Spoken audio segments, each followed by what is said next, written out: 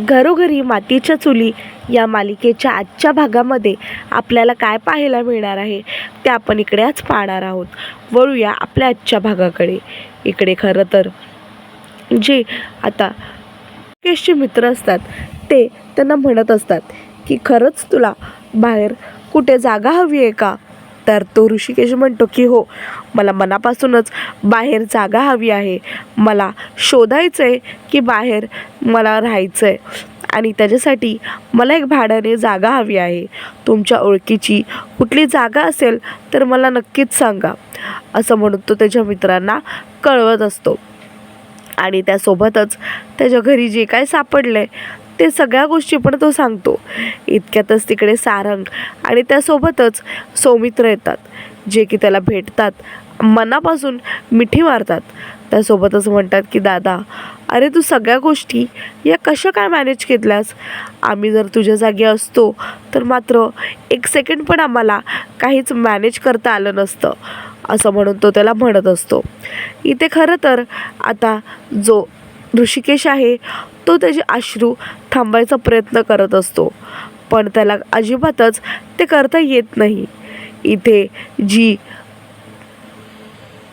सारंग आहे तो तर मात्र त्याला म्हणतो की दादा, आम्हाला खरंच तुझ्याशिवाय तर करमतच नाही आहे, म्हणून लगेचच आम्ही सुद्धा तुझ्यासोबत आता इकडे आलो आहे म्हणून.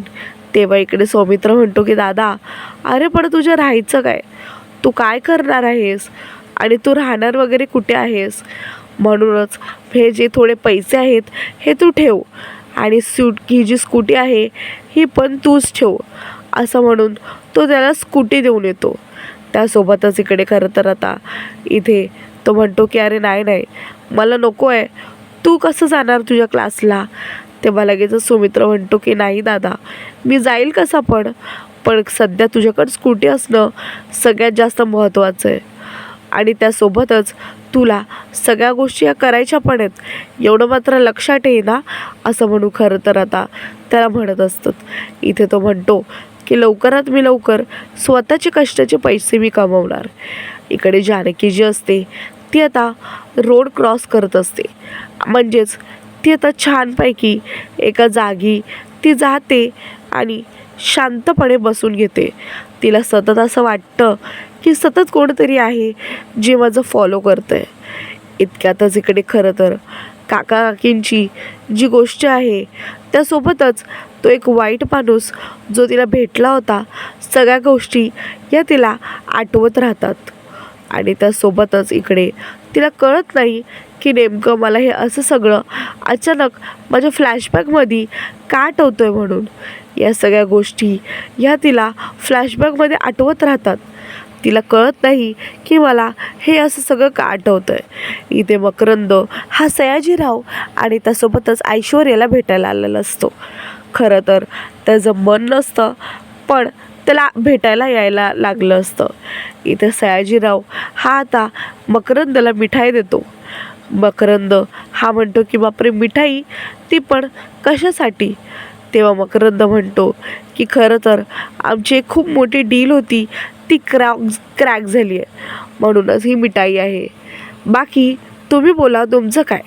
तेव्हा मकरंद बोललो की काय नाही, आमचं तसं काय नाही खास चाललं, असं म्हणू खरं तर आता मकरंद हा विषय टाळायचा प्रयत्न करतो.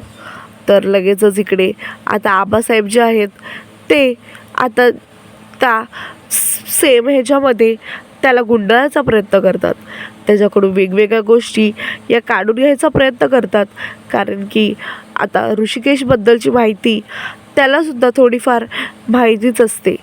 असं म्हणून आता इकडे खरं तर जो मकरंद आहे त्याला ती बाय आणि ठीक आहे चल निघूया, असं म्हणू खरं तर ती तिथून निघून जाते. खरं तर इथे मकरंद जो आहे तो आता फक्त आबासाहेबांशी बोलत बसलेला असतो. तिला आता त्यांच्यामध्ये बसण्यात काही एक इंटरेस्ट नसतो.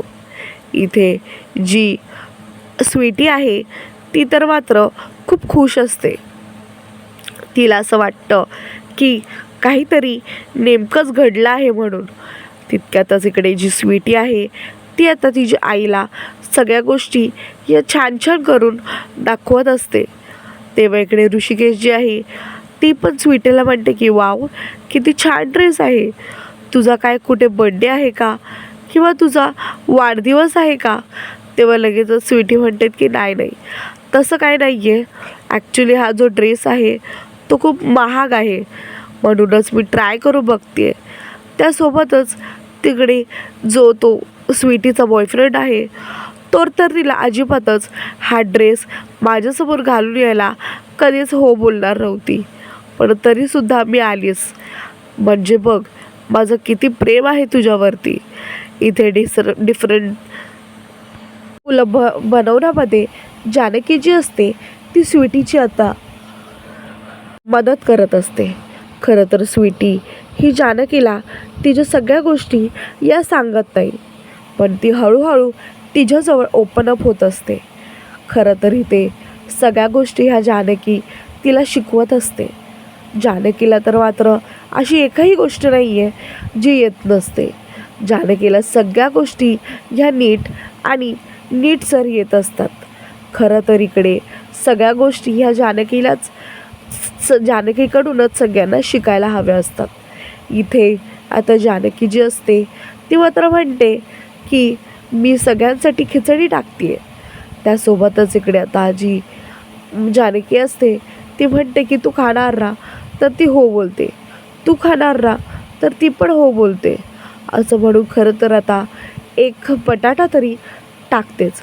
त्यासोबतच इकडे आता जी जानकी असते ती बाहेरच बसलेली असते आणि बाहेरच बसून ती एक क्रोझन बनवत असते. खरं तर तिचं दुसरीकडे कुठेच लक्ष नसतं. आता हा जो मकरंद आहे तो तिच्या चाळीच्या बाहेर येऊन बसलेला असतो. या गोष्टीची तिला फिलिंगच आलेली नसते. इथे खरं तर आता दुसरीकडे जसा जो मकरंद आहे तो निघून जातो, तिथेच आता ऋषिकेश जो आहे तो त्याचा बॅग वगैरे घेऊन येतो. इथे आता जी जानकी आहे ती त्याला पाहते आणि त्याला पाहून मात्र ती शॉक होते. तिला असं वाटतं की बापरे, कोण आहे. तेव्हा लगेचच ती पाहते की ऋषिकेश. तेव्हा ऋषिकेश हा तिला हँडशेक करतो, तिला हॅलो असं म्हणतो आणि त्यासोबतच तिला म्हणतो की अरे बापरे, इथे पण राहते का तू. तेव्हा तो म्हणतो की हो, ॲक्च्युली मी इथेच राहते. तेव्हा खरं तर आता जानकी जी आहे ती म्हणते की तुझं काय. तर लगेचच तो म्हणतो की काय नाही, मी तर काही दिवसांसाठी भाड्याने राहायला आलो आहे. असं म्हणून तो इथे आता रेंटनी राहायला आलेला असतो. इतक्यातच जी रेंट आहे ती खरं तर आता नव्याने ही आलेली असते. म्हणूनच जी जानकी असते ती सगळ्या गोष्टी या नको नको राहिल्यात तरीसुद्धा ती बनवत असते. इथे खरं तर तिला खूपच जास्त मज्जा येणार असते, कारण की आता समोरच ऋषिकेश राहायला आला आहे. ह्या गोष्टीची तिला थोडीशी भीती पण वाटत असते, कारण खिडकीजवळ घडलेला विषय हा तिला विसरून जायचा नसतो आहे. इथे ऋषिकेश आतमध्ये आलेला असतो तर पाहतो की घर जे आहे ते प्रचंड घाण पडलं आहे, म्हणूनच त्याला घर हे साफ करावं लागणार आहे. इथे जानकी जी असते ती विचारात उभी असते. खरं तर तिला कळत नाही की काय करायचं काय नाही ते, पण ऋषिकेशला तर मात्र कळतं की त्याला सगळं घर हे पहिल्यांदा साफ करावं लागेल आणि त्याच्यासाठी त्याला झाडू लागेल. आणि त्यासोबतच त्याला तर दुसरीकडे इथे जानकी ही विचार करत उभी असते. इतक्यातच तिकडे आता काका येतात. काका विचारतात काय झालं बाळा, तू कसल्या विचारात आहेत. तर लगेचच इकडे जानकी ती तिचं मत मांडते.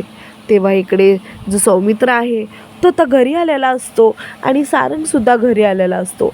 इथे जी आता आई असते ती काळजीमध्ये सगळीकडे फेऱ्या मारत असते. तिला एकच असतं की माझा ऋषिकेश हा कुठे असेल, त्यासोबतच काय करत असेल. तेव्हा खरं तर आता सौमित्र आणि सारंग हे दोघेही आता ऋषिकेशबद्दल आईला सांगतात. ते म्हणतात की अगं आई, तू काळजी करू नकोस, दादा हा अगदी बरा आहे आणि त्यासोबतच त्याला एक राहायची जागासुद्धा भेटली आहे. काहीही झालं तरीसुद्धा मी माझ्या दादाकडे एकदा पण त्याला भेटायला जाणार नाही, कारण की त्याला जर भेटायला गेलं तर त्याला असंच वाटत राहील पण त्याच्याकडे कुठल्या तरी मदतीसाठी त्याला कुठली तरी मदत करायला चाललो आहे. खरं तर दादा हा पहिल्यांदा हा स्वतःचा स्वाभिमान जपायला चालला आहे आणि त्यासोबतच त्याला प्रूफ करायचं आहे की तो सुद्धा काहीतरी त्याच्या आयुष्यात करू शकतो. तर इकडे जी आई असते ती म्हणते पण मला त्याला भेटायला जायचं आहे. मला खरंच ऋषिकेशला भेटावं असं वाटतं आहे. मला कळत नाही की माझा मुलगा हा कुठल्या आणि कसल्या परिस्थितीमध्ये असेल, त्यांनी काय खाल्लं असेल नसेल खाल्लं, या सगळ्या गोष्टीची मला काहीच जाणीव नाही आहे आणि त्यासोबतच मला त्याला खरंच भेटायचं आहे असं म्हणून ती रडत असते. इथे खरं तर आता सौमित्र असतो तो सावरतो. तर इकडे सौमित्र जो असतो तो आता आईला सांगतो की आई अगं तू अजिबातच काळजी करू नको, आपण दोघं पण आपण एक काम करूया, आपण लगेच दादाला भेटायला जाऊया. म्हणजे कसं त्याला भेटतासुद्धा येईल आणि तो नेमका कुठे राहतोय हे सुद्धा आपल्याला पाहता येईल असं म्हणून खरं तर ते दोघेही आता भेटायचा प्लॅन करतात. इथे आता सौमित्र हा आता खुश असतो जेव्हा आता सारंग ह्या गोष्टीबद्दल आईला सांगतो. खरं तर त्याची आई जी असते ती तरीसुद्धा टेन्शनमध्ये असते, कारण ह्या सगळ्या गोष्टी तर आता नानांना माहिती नसतात. तेव्हा इकडे सौमित्र म्हणतो की आई अगं तू टेन्शन घेऊ नकोस, नानांना ह्यातलं एकही गोष्ट कळणार नाही. खरं तर मला नाही वाटत की नाना त्या बाजूला उद्या येतील म्हणून, आणि नाही आले तरीसुद्धा त्याच्यामध्ये काहीच प्रॉब्लेम नाही आहे. तर इकडे दुसरीकडे ऋषिकेश जो असतो तो आता घराची हालत बघून टेन्शनमध्ये आलेला असतो. इथे आता जी आई असते ती तर मात्र म्हणत असते की बापरे माझा ऋषिकेश ह्याला कुठल्याच गोष्टी ह्या धूळ याच्या आवडत नाही, आणि तिकडे खरं तर धूळ वगैरेच असते. तिनं सगळ्या गोष्टी ह्या स्वतःनेच करायला लागल्या असतात. तेव्हा इकडे ती म्हणत असते की बापरे स्वतःनी, तर लगेचच ते म्हणतात की हो स्वतःनीच. तेव्हा इकडे सगळे जे कपडे वगैरे आहेत त्याच्यावरती एक झाडू मारून घ्यावा लागतो. त्यासोबतच इकडे खरं तर आता ऋषिकेश टेन्शनमध्ये येतो. त्याला असं वाटतं की मला माझ्या आईला फोन करायला हवा, म्हणून मला तिची खूप आठवण येते आहे, कारण ह्या सगळ्या गोष्टी मी कधीच केल्या नाही आहेत.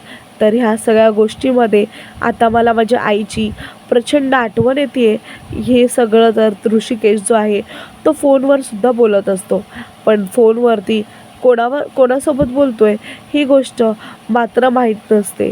तेव्हा इकडे खरं तर आता जो ऋषिकेश असतो तो विचारत असतो की बापरे तुम्ही इकडे अचानकच असं काय झालं. तर लगेचच इकडे जी जानकी आहे ती सांगत असते. तरी ते खरं तर आता जो ऋषिकेश असतो तर त्याच्या मित्राला कॉल करतो. त्याला म्हणतो की अरे भावा हे काय आहे, हे साधं काय करायचं आहे ते. तर लगेचच इकडे तो म्हणतो की हे बघ भावा, तू माझ्यासाठी घर मागितलंस, मी तुला एक घर खाली होतं ते घर दिलं, आता दुसरी मी तुला काय अपेक्षा करून देऊ. तेव्हा इकडे खरं तर आता जो ऋषिकेश आहे त्याच्याकडे दुसरी कुठलीच अपेक्षा नसते.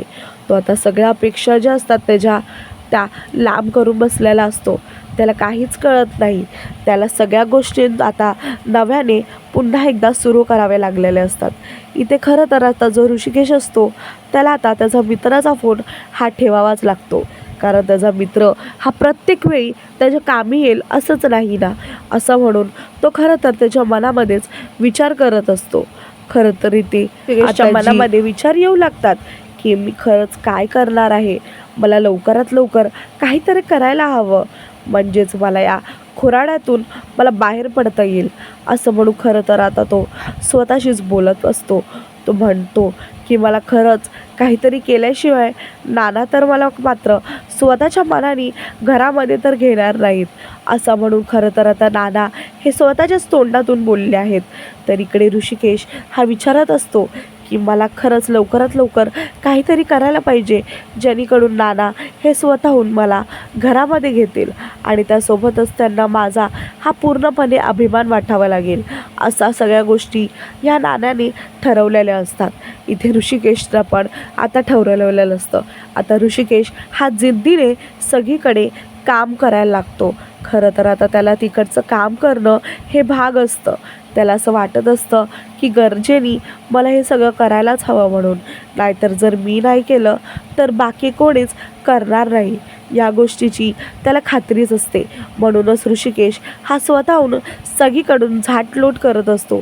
त्यासोबतच इतक्यातच जसा तो सगळीकडे झाडलोट करत असतो तर तिकडे जी बाजूवाली जी म्हणजेच जानकी आहे ती आता चुकून बाहेर येते आणि त्यासोबतच तिथे रांगोळी काढत असते. इतक्यातच ती पाहते की कोणीतरी तिच्या रांगोळीवरती आता कचरा फेकलाय. तर तिला प्रचंड राग येतो. त्यासोबतच ती त्या जो माणूस आहे त्याला बाहेर बोलवतो. त्याला म्हणते की अहो, तुम्हाला काही वाटत नाही का हे माझी रांगोळी ही पूर्ण तुम्ही खराब केली आहेत म्हणून. तेव्हा इकडे खरं तर ऋषिकेश हा स्वतः बाहेर येतो आणि त्यासोबतच जानकी पाहते की कोण आहे ते. तर त्यासोबतच इकडे खरं तर आता ती त्याला म्हणते की अरे तुला दिसत नाही का रे, तू माझी पूर्ण रांगोळी जी आहे ती खराब केलीस म्हणून. त्यासोबतच ऋषिकेश पाहतो आणि त्यासोबतच म्हणतो की ओ सॉरी, खरं तर मला दिसला नाही म्हणूनच मी कचरा जो आहे तो असा हवेमध्ये फेकून दिला. तेव्हा जी जानकी आहे ती आता त्याच्याशी भांडू लागते. पण ऋषिकेशचं भांडण हे आता जानकीसोबत जास्त तिखट नाही, कारण की आता त्याला खूपच जास्त तिला भाव द्यायचा नसतो. इनफॅक्ट तिला पण त्याला खूप जास्त भाव द्यायचा नसतो. सगळ्या गोष्टी ह्या आता त्यांच्या मनाविरुद्ध होत असतात, कारण आता दोघेही सामने सामने हे राहत असतात आणि त्यासोबतच दरवेळी हे भेटायची शक्यता असते. ह्या गोष्टीवरती आता खरं तर दोघे पण हे एकमेकांना टोमणे मारत असतात. इथे आता जी जानकी आहे ती आता ऋषिकेशला सांगत असते की बापरे, किती गोष्टी आणि किती काम तुला करावे लागत असतील, हो की नाही. असं म्हणून इथे आता जे काका येतात ते बाहेर येतात. जसे काका बाहेर येतात तसे लगेचच ते काका त्या दोघांना पाहतात आणि म्हणतात की तुम्ही दोघं एकमेकांना ओळखता का. तर हे ते ऋषिकेश आणि जानकी तर भांडत उभे असतात. तेव्हा खरं तर आता त्या दोघांना हो म्हणूनच असं उत्तर द्यावं लागतं, कारण की आता इथे जानकी जी आहे ती ऋषिकेशला ओळखते. ही गोष्ट मात्र खोटं अजिबातच नसते. इथे आता जी जानकी असते तिला आता माहिती असतं की हा ऋषिकेश हा मात्र कसा असतो. पण आता ऋषिकेशकडे जरासुद्धा टाईम नसतो. म्हणूनच तो ऋषिकेश जो आहे तो आता स्वतःच्या मर्जीने तिथून स्वतःची जी कचरा टाकला आहे तो कचरा जो उचलतो आणि त्यासोबतच तो कचरा बाजूला टाकून तिकडून आतमध्ये निघून जातो. खरं तर इथे जानकीला त्याचा खूप राग आलेला असतो, कारण त्याच्यामुळे तिची रांगोळी ही बिघडलेली असते. तेव्हा काका तिला समजवतात, तिला म्हणतात की अगं ठीक आहे, तू पुन्हा एकदा रांगोळी काढ, उगीचच आता फक्त चिडचिड करू नको. असं म्हणून तिला काका हे नीट आणि प्रेमाने समजवत असतात. इथे खरं तर आता जी जानकी आहे ती ऋषिकेशला तोंड नाक वाकडं करत असते आणि त्यासोबतच इथे पुन्हा एकदा आता तिला रांगोळी काढण्याची गरज आहे ती म्हणत असते. त्यासोबतच इथे जानकीला सुद्धा कळत नाही की एवढा श्रीमंत इथे कसं काय आला मला. आणि त्यासोबतच आजचा भाग इकडे संपून जातो.